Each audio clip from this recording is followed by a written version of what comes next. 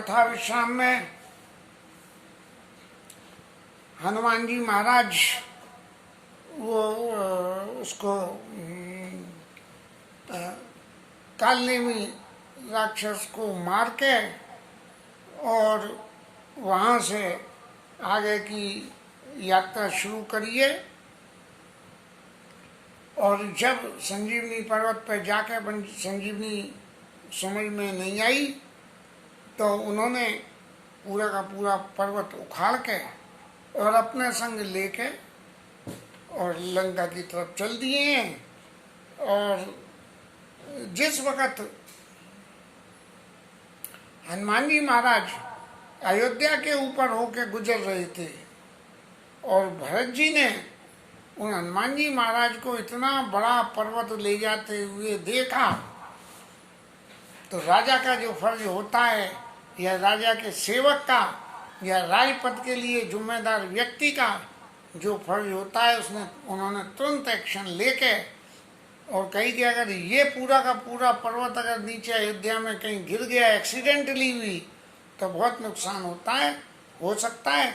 इसलिए उन्होंने एक बाण मार के और नीचे उनको गिरा दिया है। अब प्रश्न ये खड़ा होता है कि भरत जी महाराज रामचंद्र जी के परम सेवक और हनुमान जी महाराज परम सेवक, ये दो परम सेवक आपस में एक दूसरे को पहचानने में ही भूल कर रहे हैं। हनुमान जी इतना बड़ा पर्वत ले जा रहे हैं तो उतने बड़े हनुमान जी का स्वरूप कितना बड़ा होगा। जैसे हवाई जहाज हवा में उड़ता है तो कितना छोटा दिखता है और जब नीचे आ जाता है तो कितना बड़ा होता है। तो जो इतना बड़ा पर्वत ले जा रहा है उस व्यक्ति का खुद का आकार कितना बड़ा होगा। और फिर वो हवाई जहाज की ऊंचाई पे हजारों फीट पे तो उड़ नहीं रहे होंगे। तो क्या भरत जी को जो देखा भरत विशाल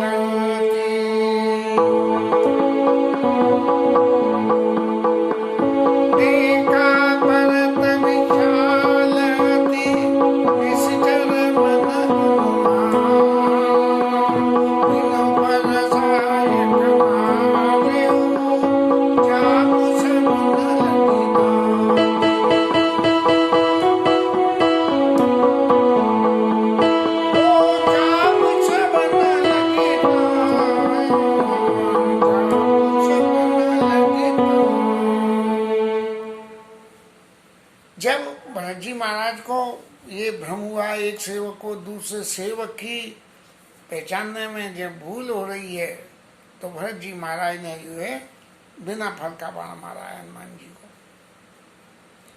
निश्चित रूप से ये भगवान की लीला का हिस्सा है। क्यों कि भरत जी जिस भावना से राम जी की सेवा में लगे हुए हैं और हनुमान जी जिस भावना से हनुमान जी की सेवा में लगे हुए हैं तो इन दोनों की सेवा भावना को मिला के एक दूसरे को ये समझाना कि भाई मेरे भक्तों आप आपस में ये समझ लो कि आप ही अकेले भगत नहीं हो, तुम्हारा मेरा दूसरा भगत भी है। जैसे कि बहनों और भाइयों कहने की जो रिवाज चल गई है, ऐसे ही भगवान ने लीला रच के इन दोनों भक्तों को आपस में मिला दिया। और परे मूर्छ महिला गत सायक और सुमिरत राम राम रघुनायक। हनुमान जी महाराज जैसे ही गिरे अब उनने कही गिरने का नंबर आया तो क्या करूं कि भगवान राम के स्मरण करो। अब सवाल ये खड़ा हुआ कि जब इतना बड़ा पर्वत ले जा रहे थे और हनुमान जी महाराज बाण लग के गिरे तो कहाँ गिरे और कैसे गिरे और क्या हुआ। लेकिन ये हनुमान जी महाराज भी बड़े कहना चाहिए भगवान के भगत थे और भगवान के कार्य के लिए उन्हें सब कुछ मालूम था। तो निश्चित रूप से उन्हें भी ये एहसास होगा कि हवाई जहाज जब ऊपर से कोई उड़ा के ले जा रहा है तो उसे मालूम है कि उसका हवाई जहाज कहाँ जा रहा है। तो हनुमान जी को भी मालूम होगा कि मैं अयोध्या के ऊपर से जा रहा हूँ।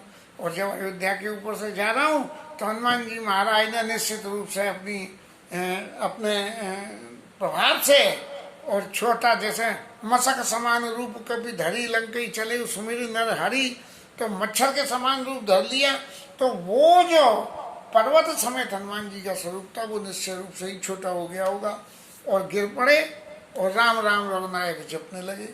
जब भगवान राम का नाम लिया तब सुने प्रिय बचन भरत धाय, कपि समीप अति आतुर आए। और भरत जी के लिए तो राम का नाम बहुत था, सुनते ही भगते हुए चले आए। और बिलो कल बिलो की सुर लावा, जागत नहीं बहु भांति जगावा। भरत जी महाराज ने जगाने लगे हनुमान जी महाराज को कि अरे देवता उठो, आप कौन हो, कहाँ से आए हो। और हनुमान जी महाराज जग नहीं रहे हैं। ये क्यों नहीं जग रहे हैं हनुमान जी महाराज? अरे हनुमान जी महाराज तो अच्छे अच्छों को परास्त कर दें एक जगह से बिना पढ़ के, लेकिन ये भगवान के भगत का, ठाकुर जी के सेवक का वहां था, इसलिए उसकी मर्यादा रखने को हनुमान जी महाराज ये नाटक कर रहे हैं। और कह रहे हैं, क्या कह रहे हैं, वो जो है जग नहीं रहे हैं। और जब नहीं जग रहे हैं तो दूसरे भगत को ये चिंता चली और उन्होंने कही मुख मलिन मन बहे दुखारी, कहत बचन भरी लोचन बारी। नेत्रों में आंसू बहाते हुए कह रहे हैं कि जो मोरे मना बच रुकाया, और प्रीत राम पद कमल अमाया, प्रीति राम पद कमल अमाया। मेरे मन वचन और कर्म से और बिना किसी मायावी छल प्रपंच के यदि मेरे भगवान राम के चरणों में मेरी प्रीति हो तो क्या हो।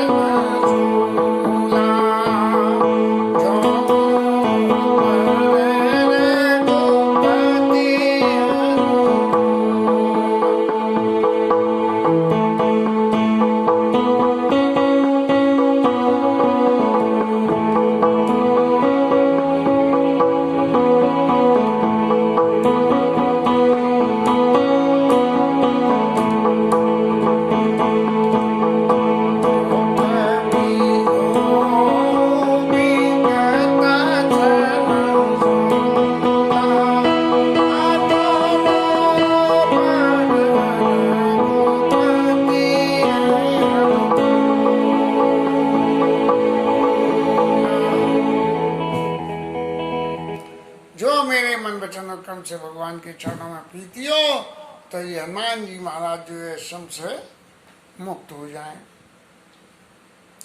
हनुमान जी महाराज अपने उसी स्वरूप में गिरे हैं नीचे, और गिरे क्या है, भगवान के भगत की मर्यादा रखने के लिए हनुमान जी महाराज भी कलाकारी दिखा रहे हैं। क्यों? तो क्या जब ये बेहोश हैं और भरत जी महाराज दुखी हो रहे हैं तब तक तो नहीं कुछ कह रहे हैं हनुमान जी महाराज, लेकिन जब जोमो पर तो कभी हो विगत संशूला, जोमो पर रघुपति अनुकूला। अगर भगवान राम मेरे ऊपर अनुकूल है तो ये जो है इनकी हनुमान जी महाराज की जो गिरने से थकान पैदा हुई है जो आई है ये इनकी चली जाए। तब तो हनुमान जी महाराज ने जब सुना कि ये दूसरे भगत जी महाराज तो भगवान को ही चैलेंज कर दे रहे हैं कि आप मेरे ऊपर अनुकूल हो के नहीं, और हो तो ये काम करो, और राजी नहीं गैर राजी करना पड़ेगा। जैसे ही हनुमान जी ने सुना तो कपि हो विगत संशूला, जो मो पर रघुपति अनुकूला, सुना तो बच्चन उठ बैठ कपीसा, कही जय जयति कौशला दीसा। हनुमान जी महाराज उठे और उठ कर बैठ गए और भगवान राम की जय हो जय हो जय हो ऐसा कहने लगे। तो किसी भले आदमी ने वहाँ पूछ दिया कि महाराज तुम तो बेहोश थे, जे तुम एकदम कैसे जग गए, तुम्हें जो सुनाई पड़ रही थी?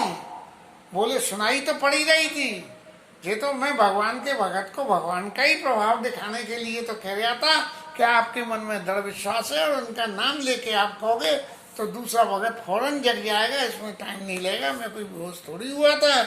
लीन कपियुर लाई तन पुलकित लोचन सजल, प्रीति नय दय समाय और सुमिर राम रघुकुल तिलक। बस हनुमान जी को अपने हृदय से लगा लिया और हनुमान जी को हृदय से लगा के और इतने दोनों भगत एक दूसरे से प्रेम से गले मिल रहे हैं, क्योंकि भरत जी और हनुमान जी जैसे सेवक तो कोई कभी हो ही नहीं सकता है। और दोनों सुमिर राम रघुकुल तिलक, भगवान राम का स्मरण करते श्री राम जय राम।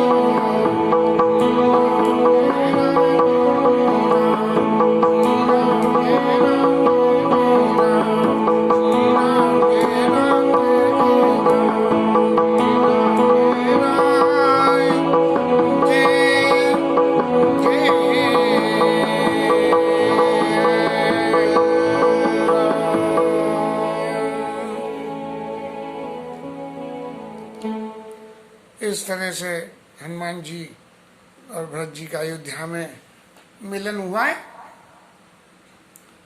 ये अत्यंत रसमयी भक्तों के मिलन की लीला है।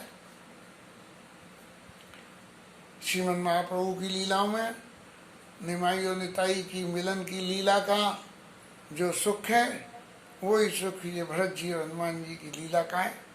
और इसके साथ आज की कथा विश्राम, हरि नाम कीर्तन। ये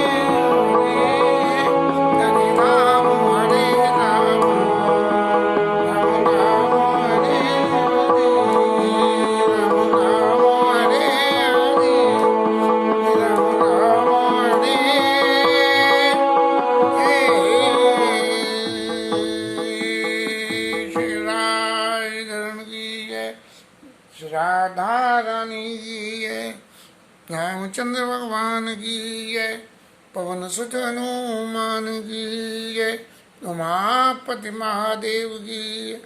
जय जय श्री